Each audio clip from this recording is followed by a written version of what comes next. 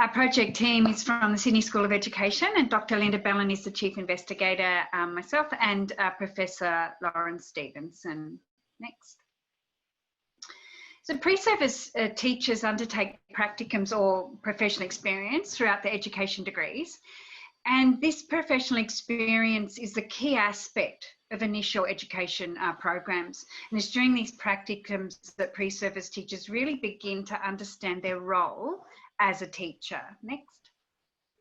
So at the University of Notre Dame Sydney campus, in our Bachelor of Education, we have an early childhood specialisation. So at the end of the second year, these students are placed in prior to school settings for 10 weeks. They're in the birth to 2 room for 5 weeks and in the 3 to 5 year old room for 5 weeks. Birth meaning the baby's a 6 week old, they're not just born. During this time, they also participate in 3 in-university days, where they return to campus and they have a critical reflection on their sessions. Next.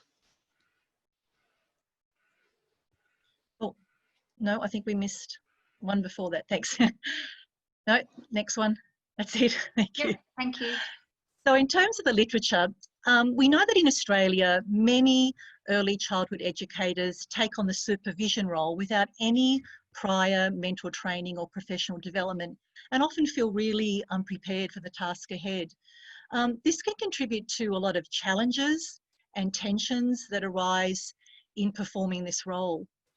But at the same time, pre-service teachers also expect that the practicum will provide them with opportunities to grow professionally in terms of knowledge and confidence.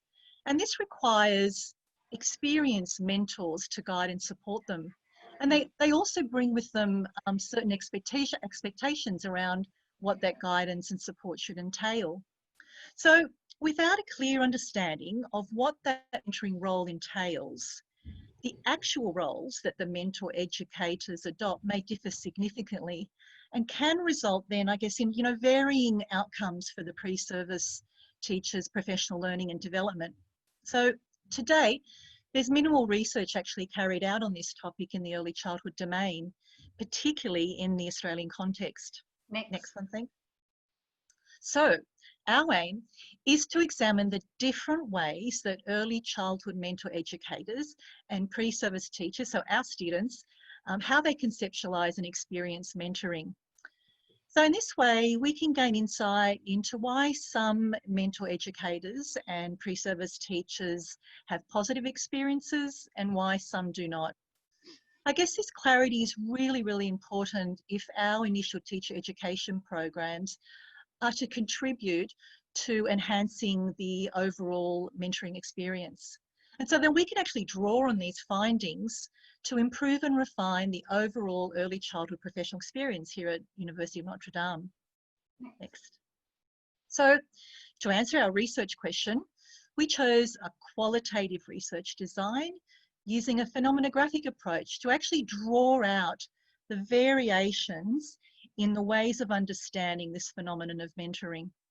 So we needed rich and thick data, and so we used semi-structured face-to-face individual interviews as our data collection method. Next. So this purposive sampling strategy was utilised to ensure varied information and comprised participants who had experienced the phenomenon being explored. So in phase 1, there are students who have completed their 10-week early childhood experience in 2018, and phase 2, the supervising teachers are those who supervised our students in 2018 and 19. And to date, phase 1 interviews with 10 pre-service teachers have been completed. The interviews have been transcribed and initial review of data has begun. Next. So we've commenced working towards building the initial categories by first grouping meaning statements into themes, or what we call pools of meaning, to gain some sense of what the students are actually saying. So what are they saying? The first pool of meaning is mentoring as supportive guidance. So this covers a more pastoral care or well-being aspect where students describe feeling really encouraged and supported by their mentor. They felt that these mentors were accessible and available, and they spoke of the help and the guidance that they received from their mentors. Next. Next. And so this next pool of meaning is mentoring as shared knowledge. So here, students were talking about, feeling valued. They talked about joint decision making and mutual learning. They felt that they too had something really valuable and worthwhile to contribute to the mentoring relationship, where, they considered this relationship to be collaborative and reciprocal. Next. So this emerging pool of meaning is mentoring as distant supervision. And the students expressed that the mentors were distant, like both in a physical and or a professional presence. They felt that some sort of connection was missing and considered that this was less about actually being mentored and more about managerial supervision. Next. This pool of meaning of unmet expectations. So the pre-service teachers really had certain expectations during their professional experience and as to what they envisaged mentoring to be, and they felt these weren't met. And they spoke of the need for support and guidance.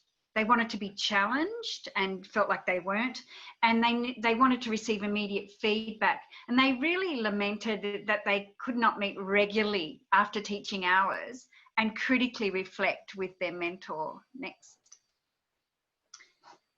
So the final pool of meaning was where the students really highlighted their feelings regarding the mentor's lack of preparation. And this ranged from forgetting the student was even arriving at the centre or not familiarising themselves with the professional experience booklet to sharing disappointment about the mentor's minimal knowledge of a mentor role. Next. So where to now? In phase one, we're continuing to analyse the transcripts to possibly establish new pools of meaning and then create categories. And phase two has commenced. So, but due to COVID restrictions, we've had to submit a variation to our ethics application to conduct interviews via Zoom for our initial interviews with the educators. And these interviews have commenced. So we just want to thank you all for the opportunity to share our initial research today. And we're really looking forward to some questions at the end of the session. Thank you, everyone.